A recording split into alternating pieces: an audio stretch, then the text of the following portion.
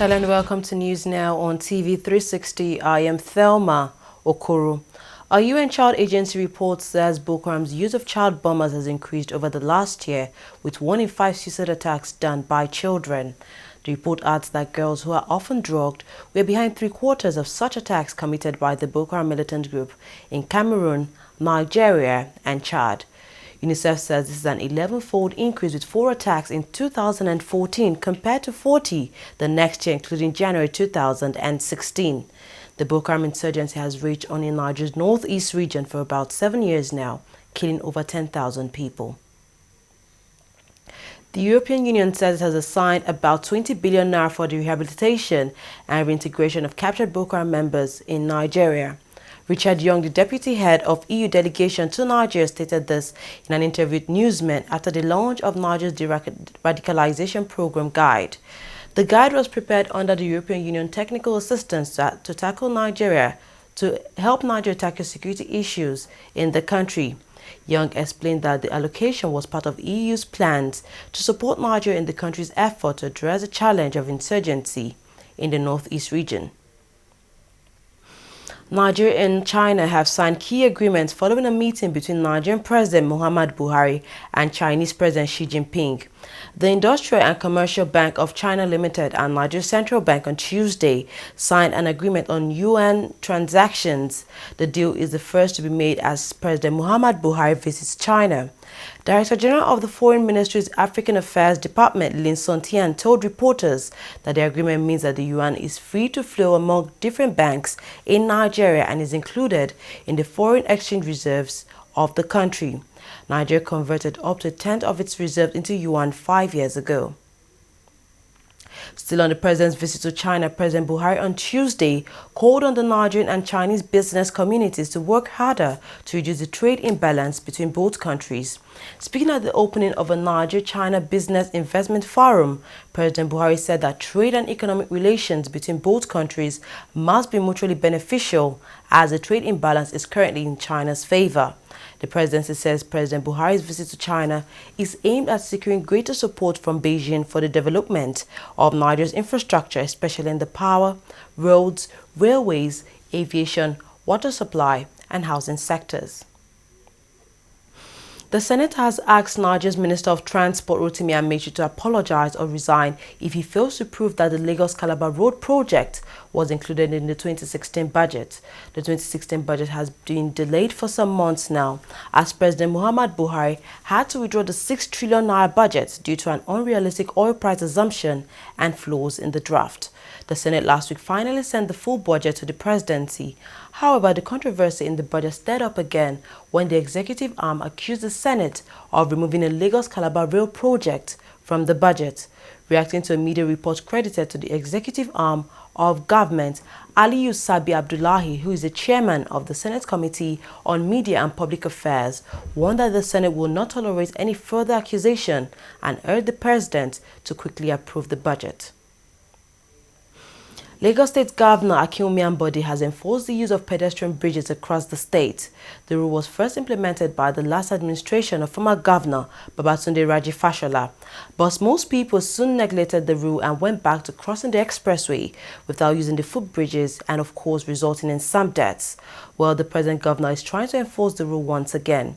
TV360's Olayemi Esom was at the Ojota pedestrian bridge and reports. It's this unusual scene we met when we got to the popular Ojota pedestrian bridge. Pedestrians flooding onto the bridge.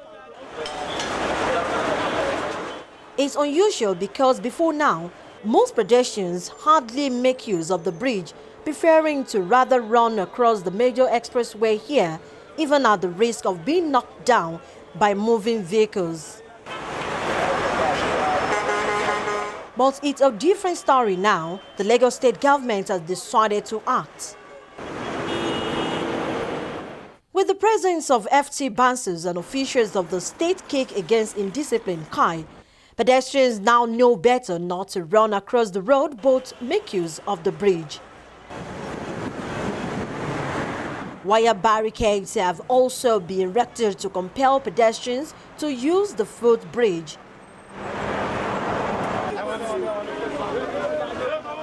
And a result, the bridge is congested with pedestrians struggling to make their way through. The experience I had this morning, or Nigeria had this morning, it wasn't pleasant at all.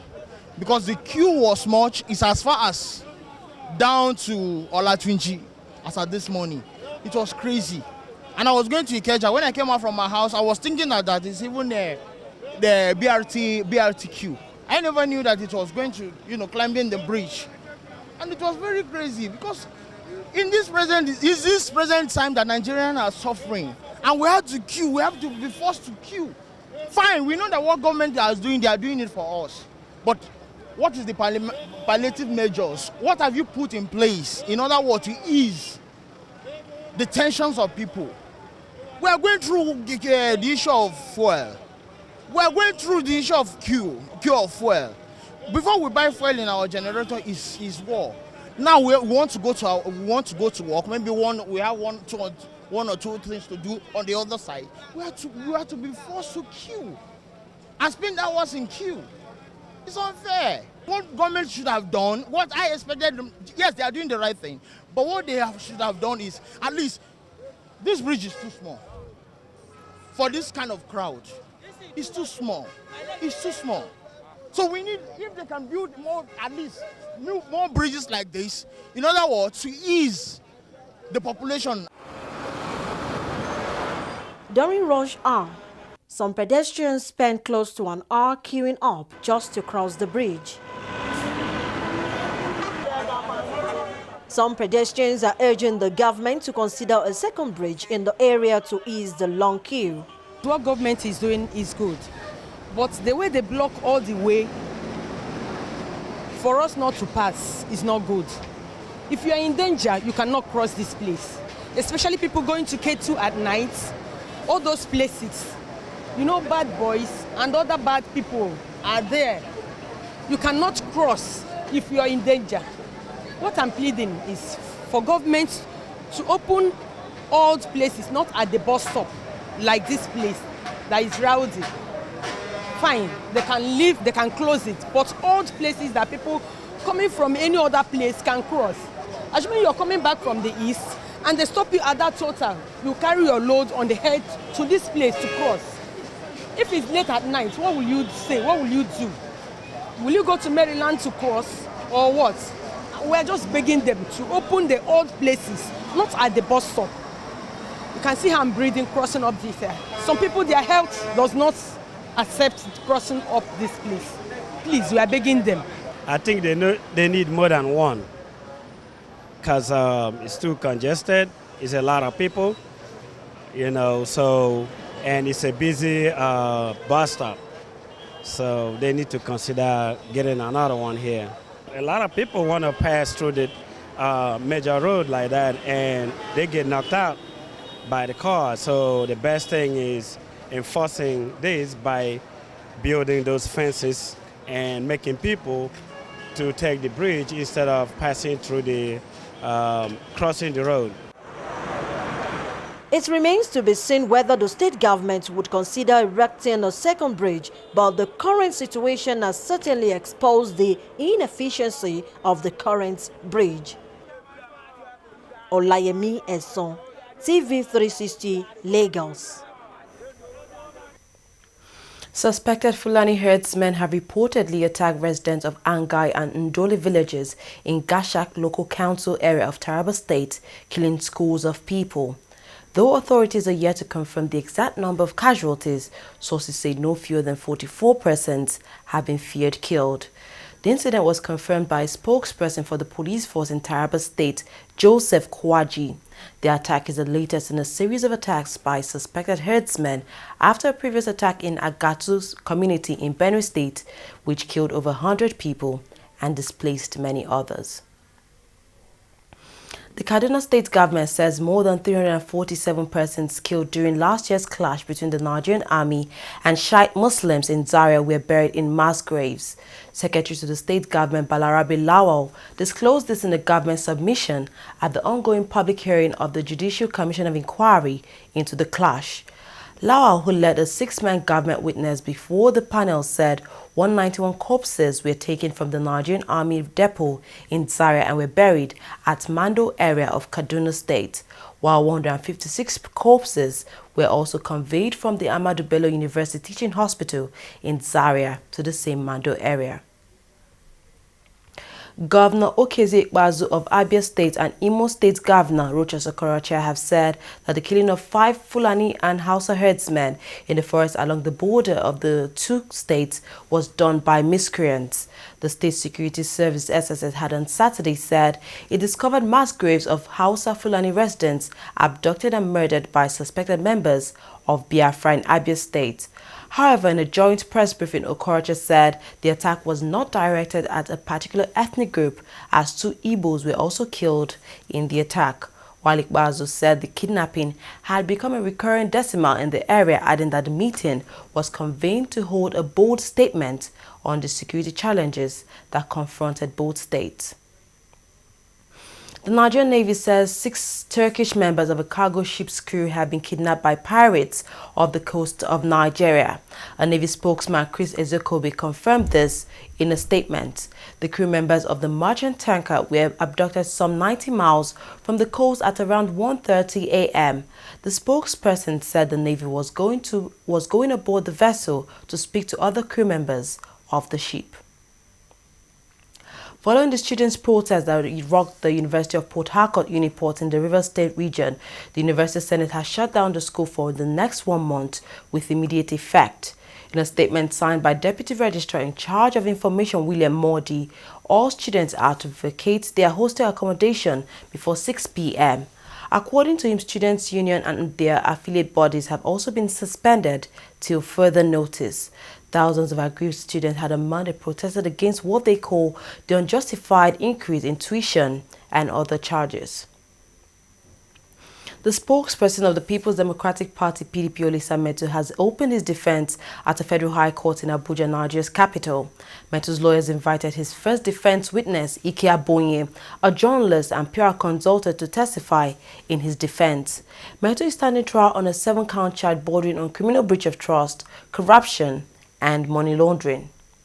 We did mention to court that we had our witnesses, and based on that, the court took the first witness, and based on the finding he made, having found that there's merit in the application of the second defendant, he adjourned the cross-examination of our witness by the second defendant counsel till the next sitting, which is 18th.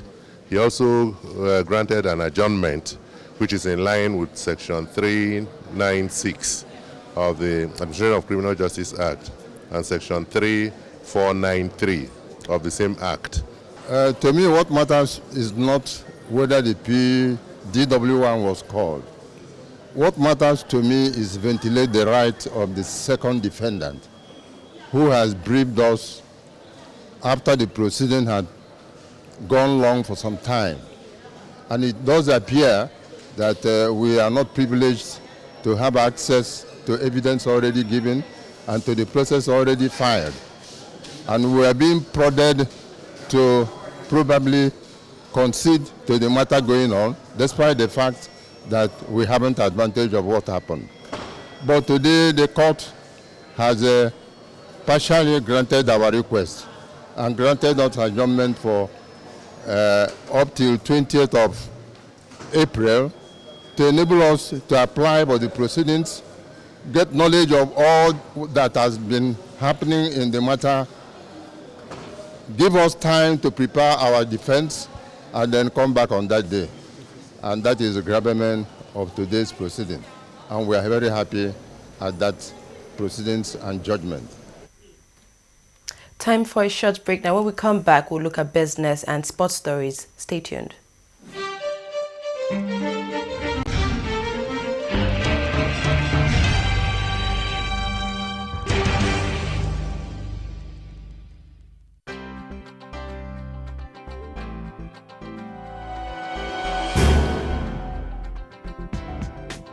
Hello, you're welcome. You're watching the Funny White Man Show, which is the biggest, the brightest, and the most entertaining show in Africa. Funny white man, funny white man, funny white man, but this way you talk, it's too much. Give me 5,000 man, that's you. It's too much. So you get it like, when she move along the street, yeah, me should like that, I'm going girl, you know, my own people, actually. Yeah, fine, it's fun, I enjoy it, and I'm one of those very few. I'm forever taking it personal. I will say 160 million Nigerians are corrupt. How? My brother, I'm looking for you. Yeah, but it's a growth, and this is the time to build business and know the pitfalls and know what to do and what not to do. But there are months where you get business and months. You know how we do, how we train them. We do the way you do.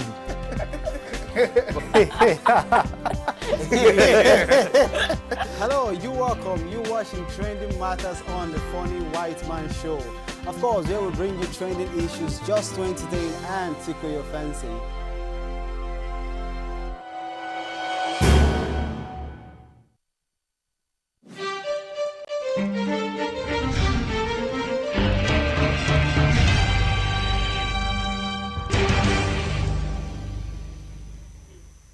Welcome back. You're watching TV360 News now.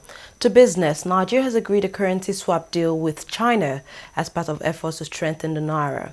The deal is one of the many deals reached following a meeting between Nigerian President Muhammadu Buhari and Chinese President Xi Jinping. President Buhari is currently in China on a working visit. Nigeria, which is Africa's biggest economy, is looking for ways to shore up its currency and fund a record budget deficit, possibly by issuing yuan-dominated bonds in China. The National Bureau of Statistics says Nigeria's annual inflation rose to a near 4-year high of 12.8% in March from 11.4% in February. According to NBS, the inflation was driven by a rise in food prices, which rose by 1.4 percentage points to 12.7% in March this year. Nigeria is facing its worst economic crisis in decades, fueled by the collapse in crude oil prices, which has slashed government revenues. It has also weakened the currency and caused growth to slow in the country. The economy grew by 2.8% last year, its slowest pace in decades. Oil reached a 2016 high above $43 a barrel on Tuesday, supported by hopes that an upcoming meeting of oil producers will agree steps to tackle a supply glut. Brent crude was up 50 cents at $43.33 a barrel, while U.S. crude gained 39 cents to $40.75 a barrel. Many members of OPEC Plus outside producers such as Russia are meeting in Doha, Qatar on Sunday to discuss freezing output. 2 more men have been charged over the March 22nd Brussels attack after they were linked to a safe house said to have been used by one of the bombers. Smile F and Ibrahim F, reported in local media to be brothers, face charges including terrorist murder. 3 suicide bombers killed 32 people at Brussels International Airport and Malbik Metro Station last month. Moving on to sport, the Super Falcons of Nigeria have qualified for the 2017 African Women Cup of Nations after defeating Senegal 3-1 on aggregate. The Falcons won the second leg 2-0 at the Abuja National Stadium after securing a 1-1 draw in the first leg on Friday. Goals from Chikwelu Rita and Igbinovia Osera Noma helped the Falcons to secure victory. World Football Governing Body FIFA has warned the Nigerian Football Federation of an impending ban if the current president Amaju Pinnick is removed. Nigeria's football was thrown into chaos on Friday when a federal high court in Jos had sacked Pinnick as NFF president. The court also ordered Chris Giwa to resume office as president of the Football Federation. However, in a letter to Pinnick dated on Monday, FIFA warned that if the court's decision was implemented, it would likely be considered as an interference in the internal affairs of the NFF and will attract severe sanctions from FIFA. Disgraced footballer Adam Johnson has filed an appeal against a 6-year prison sentence. The former Sunderland winger was sentenced to 6 years imprisonment after being found guilty of sexual activity with a minor. Johnson was found not guilty on a charge relating to the oral sex claim, but guilty by a majority verdict of 10-2 on a charge of sexual touching. An official at England's Bradford Crown Court confirmed Johnson's legal team had lodged an appeal against his sentence. That's all we have on news now. We thank you very much for watching. I am Thelma Okoro.